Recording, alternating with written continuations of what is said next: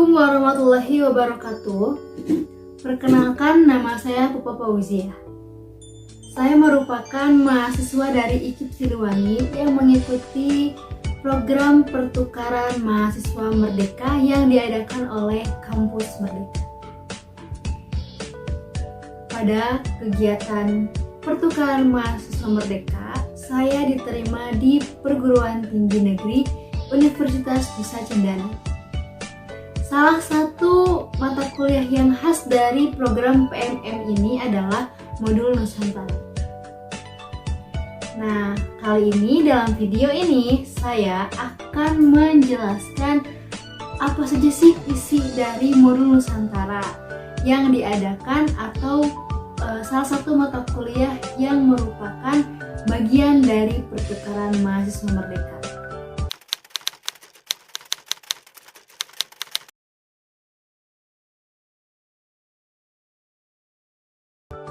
Modul Nusantara. Modul Nusantara itu istilah yang merupakan salah satu istilah dari mata kuliah program pertukaran mahasiswa Merdeka ya. Untuk pertama kalinya saya merasa asing dengan mata kuliah ini. Tidak tergambarkan akan seperti apa perkuliahan daring yang memperkenalkan Nusantara. Apakah seperti di YouTube atau seperti di TV-TV. Dan ada banyak kendala dari mulanya perkuliahan hingga pertengahan perkuliahan yang membuat kegiatan ini sangat pusing namun tetap dijalankan dan dilaksanakan sebagaimana tanggung jawab masing-masing pada kegiatan PMM ini.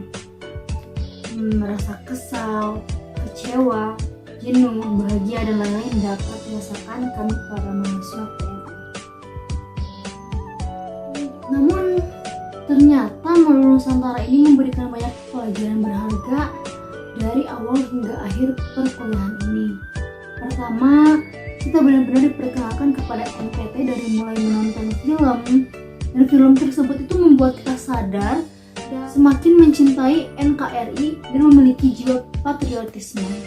Selain menonton, kita juga semakin mencintai NKRI lewat bedah buku. Di dalam buku tersebut, pelajaran yang bisa diambil oleh saya adalah ketika kita harus bisa saling menghormati, menghargai, dan toleransi terhadap keanekaragaman agama yang ada di Indonesia. Selain itu, kita juga bisa meningkatkan rasa toleransi kita, gitu. Dan modul Nusantara ini memperkenalkan kita kepada kebudayaan NTT atau lebih memperkenalkan kepada kebudayaan tempat kita bertukar. Nah, karena saya di bagian NTT, maka kebudayaan yang saya pelajari adalah kebudayaan NTT. Seperti contoh alat musik yang khas dari NTT itu adalah alat musik sasando. Nah, di dalam alat musik sasando itu ada biasanya mereka para pemain musik sasando menggunakan topi tiilangga. Itu topinya seperti mengerucut seperti itu ya. Terus ada lengkungan segitulah, pokoknya bagus banget topinya. Dan kita juga diajarkan cara bermain sasando secara langsung oleh gurunya, dan juga ternyata alat musik sasando itu cara bermainnya sama dengan kecapi yang ada di Jawa Barat gitu. Dan tentunya kita juga tidak hanya diperkenalkan dengan kebudayaan saja, tapi kita juga diperkenalkan dengan makanan-makanan khas dari NTT. Kalau kita ngomongin makanan khas gitu ya. Nah, kemarin itu belajar tentang pemanfaatan pohon lontar. Jadi dari pohon lontar itu kita bisa mendapatkan gula lempeng, dan gula lempeng ini benar-benar khas dari NTT. Itu gulanya benar-benar gula asli gitu ya, dari pohon lontar yang diolah oleh manusia menjadi gula. Dan pohon lontar di NTT terkenal sebagai pohon kehidupan bagi warga NTT. Itu keren banget karena dan memang manfaat pohon lontar ini banyak sekali gitu. Selain dapat menghasilkan makanan, paling banyak digunakan orang NTT adalah sebagai bahan utama kerajinan, contohnya seperti topi tiilangga ya, dan alat musik sasando gitu. Nah, kalau berbicara tentang makanan kerajinan, pastinya produk-produk tersebut dapat menghasilkan pundi-pundi rupiah. Nah, salah satu talk show yang inspiratif banget yang diadakan oleh Merlun Nusantara, bimbingannya Ibu Andam, itu adalah talk show bersama Ibu Resta Megasari. Beliau banyak memberikan tips-tips usaha agar sukses gitu ya, baik dari segi pekerjaan jasa hingga pekerjaan non jasa gitu. Nah, selain kegiatan-kegiatan tersebut juga kita diajak keliling kota Kupang. Kita keliling kota Kupang, kita juga pernah berkunjung ke Gua Jepang, ke Pantai Lasiana, serta kunjungan ke museum-museum yang banyak memperkenalkan bagaimana sih asal-usulnya NTT, terus kegiatannya masih banyak sebenarnya. Dan yang paling unik itu di museum itu ada fosil ikan hiu ya kalau tidak salah, atau ikan paus, saya lupa lagi, tapi kayak itu unik banget. Di sana besar banget, kayak ikan hiu deh kalau yang saya tahu, ikan hiu itu besar sekali, pokoknya itu besar banget. Dan kita juga mengunjungi beberapa pantai lainnya sehingga kita bisa mengeksplor lah gitu. Jadi mengeksplor ternyata wisata-wisata NTT itu tidak hanya yang kita tahu di TV-TV aja gitu. Di NTT kan kita terkenalnya dengan Pulau Komodo gitu kan, pulau yang terkenal itulah, pokoknya itu benar-benar keren banget. Kita diajak keliling, walaupun saya yang merasakan itu merasa iri ya karena kondisinya saya berada dalam kondisi daring perkuliahannya. Kita juga diajak loh untuk melakukan kegiatan yang bermanfaat seperti kontribusi sosial. Jadi kita nggak hanya diajak keliling untuk mengetahui wisata di NTT dan juga untuk mengetahui berbagai macam khas-khas NTT yang lainnya, tapi kita juga diajak untuk melakukan kontribusi sosial. Apa sih kontribusi sosial? Kontribusi sosial itu semacam kayak kita itu memberikan kebermanfaatan untuk orang lain, khususnya entah itu bagi orang tidak mampu atau memang membutuhkan bantuan kita gitu. Dan kontribusi sosial yang saya lakukan adalah kontribusi sosial bersama Siloka Community, di mana kegiatan ini kita sebut dengan nama blind author. Nah, jadi di sini kenapa kita sebut blind author, karena kita pengen menciptakan penulis-penulis dari anak-anak tunanetra. Jadi kita sosialisasi ke SLB NA Citerep. Di sana ada asrama anak-anak tunanetra yang bersekolah di SLB Citerep. Itu di sana tuh benar-benar mengharukan, dapat pelajaran berharga dari cita-cita mereka. Yang paling keren itu walaupun mereka punya keterbatasan, tapi mereka itu tetap semangat untuk menjalaninya. Bahkan mereka bisa sekolah sampai jenjang perguruan tinggi. Jadi mereka tidak ada rasa minder dalam kekurangan atau kegiatan yang memang ketika mereka berkegiatan mereka tidak merasa minder, mereka percaya diri. Itu keren banget, patut diacungi jempol banget. Dan sayang sekali karena kemarin itu kita sempat mewawancarai anak-anak Siloka, anak-anak tunanetra, dimana ternyata mereka ini kekurangan buku apa sih? Biasanya kan kalau misalnya kita orang-orang seperti kita itu bukunya kan tulisan, sedangkan tunanetra itu kan ada tulisan khas untuk mereka gitu. Nah, untuk buku cerita sendiri mereka itu sangat kekurangan. Jadi buku-buku untuk mereka itu biasanya hanya buku-buku mata pelajaran saja. Nah, ini yang menjadi kondisi memprihatinkan untuk kegiatan literasi mereka. Makanya dari sini saya bergabung bersama Siloka Community itu ingin membantu mereka untuk bisa menulis cerpen-cerpen yang memang bisa menumbuhkan semangat literasi mereka membaca juga ya literasi mereka, menulis karya-karya mereka juga, dan itu akan dicetak dalam tulisan braille. Nah, kegiatan yang paling mengharukan yang benar-benar sampai saya teringat banget itu kegiatan inspirasi yang minggu lalu dilaksanakan, yaitu mengundang Ibu Nia. Ibu Nia ini luar biasa ya, luar biasa banget. Beliau itu merupakan sosok seorang ibu yang kuat banget, berjuangnya sampai titik darah penghabisan lah kalau istilahnya seperti itu ya. Dan kisahnya ini sangat mengharukan.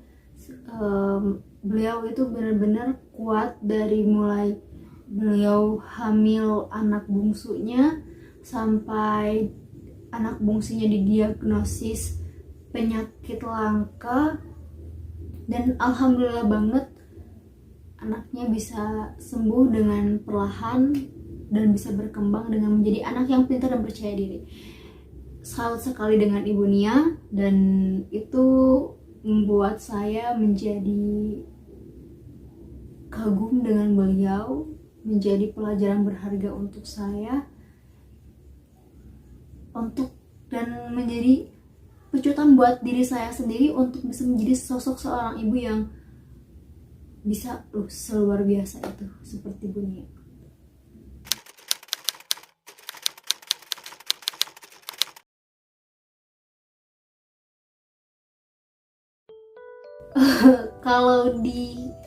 Kalau kesan itu luar biasa banget.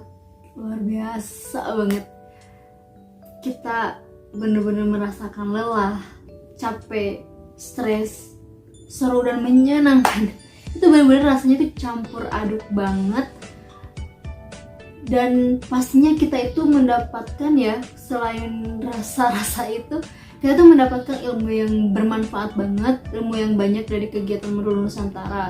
Ada banyak pelajaran yang bisa diambil dan semua kesulitan yang menyenangkan ini gitu. Dan pesan ya, mungkin pesannya adalah semoga dari kegiatan ini tidak melunturkan rasa cinta kita terhadap negara kesatuan Republik Indonesia, tetap mengutamakan solidaritas, toleransi terhadap perbedaan yang ada di Indonesia, dan pastinya pesan untuk program ini untuk kedepannya adalah semoga kebijakan dan ketentuan lebih jelas lagi agar semua pihak tidak banyak dipusingkan. Itu.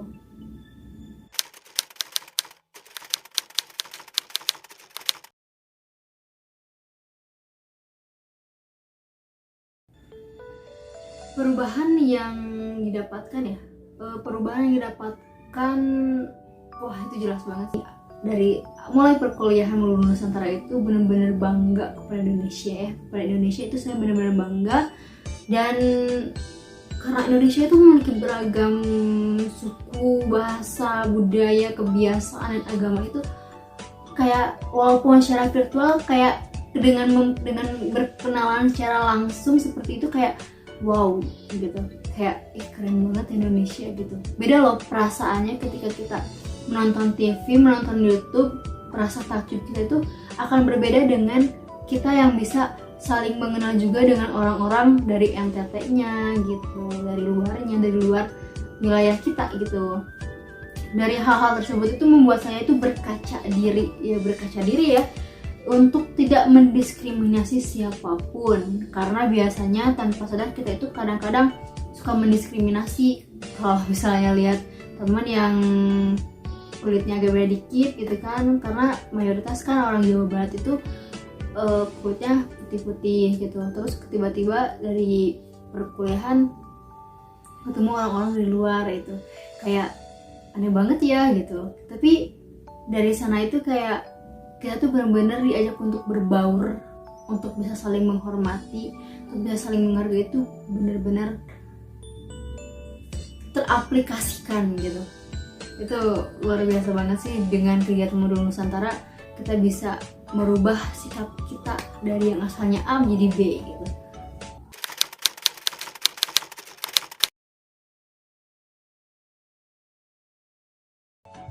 kelebihan dari kegiatan Merulu Nusantara ya.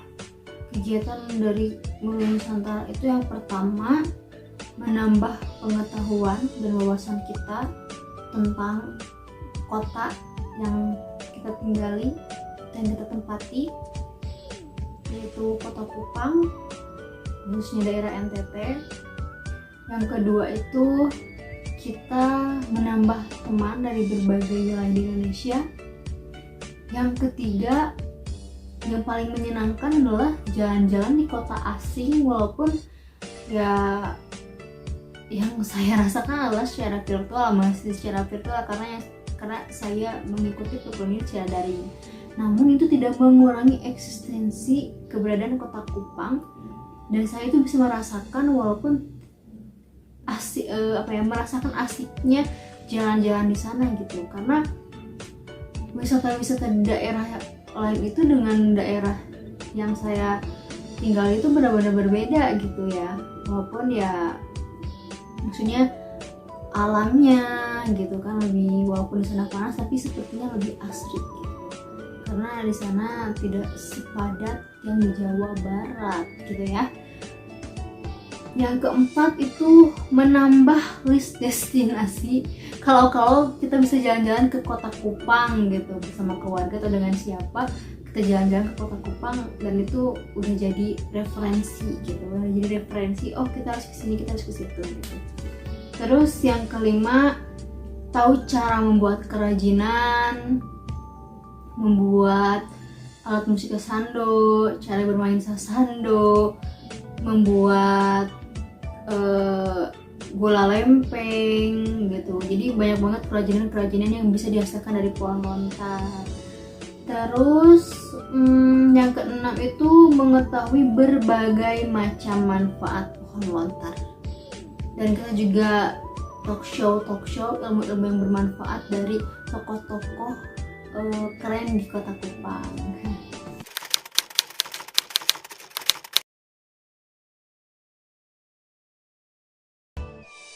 Kekurangan ya, kalau kekurangan sih mungkin entah bagaimana ya, kadang seringkali informasi itu tidak terpaparkan secara jelas. Jadi itu balik lagi kepada pihak yang paling atas gitu. Jadi sejauh ini kebermanfaatan dari program pertukaran mahasiswa merdeka khususnya di Merulu Nusantara ini itu dapat dirasakan banget sih. Dapat dirasakan itu benar-benar dapat dirasakan, karena walaupun secara daring kita juga bisa langsung secara berkomunikasi melalui WhatsApp kan ya.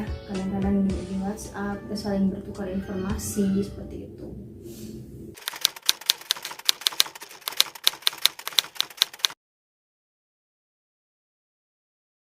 Intinya dari semua kegiatan yang dilakukan di Merulu Nusantara ini membuka mata kita untuk menghargai setiap orang, tetap menjaga solidaritas, dan pastinya menumbuhkan rasa cinta kita terhadap negara Kesatuan Republik Indonesia. Itu sih yang paling penting ya. Dan dari sini saya akan berjanji bahwa saya akan saling dan terus saling menghormati kepada setiap orang tanpa memandang bulu gitu.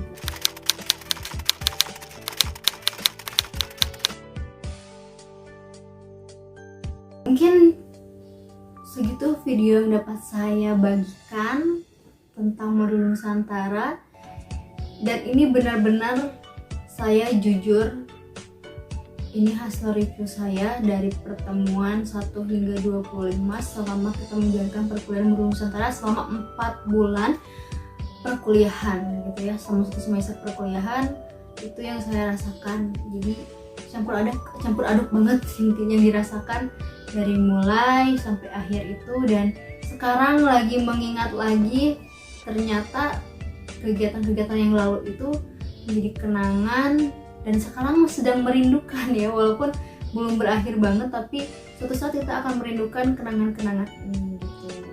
So Terima kasih yang sudah menonton video ini. Untuk kalian yang tahun depan masih ada program ini, silahkan ikuti karena ini benar-benar bermanfaat banget buat kalian. Seperti yang sudah saya katakan, manfaatnya banyak banget gitu ya.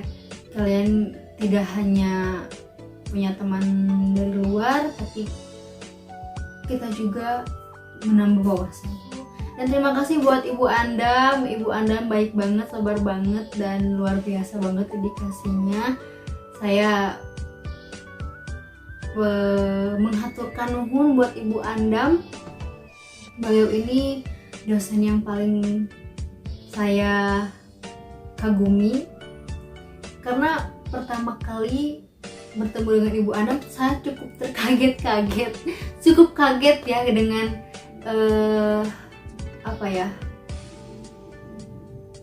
cara berbicara beliau gitu, karena orang Sumatera dengan orang Jawa Barat itu kan logatnya berbeda, tapi dari situ kayak oh ternyata cara berbicara Ibu Andam itu seperti ini karena beliau orang Sumatera, dan kita tidak bisa menyamakan karena kita itu Indonesia beragam. Dan terima kasih, wassalamualaikum warahmatullahi wabarakatuh.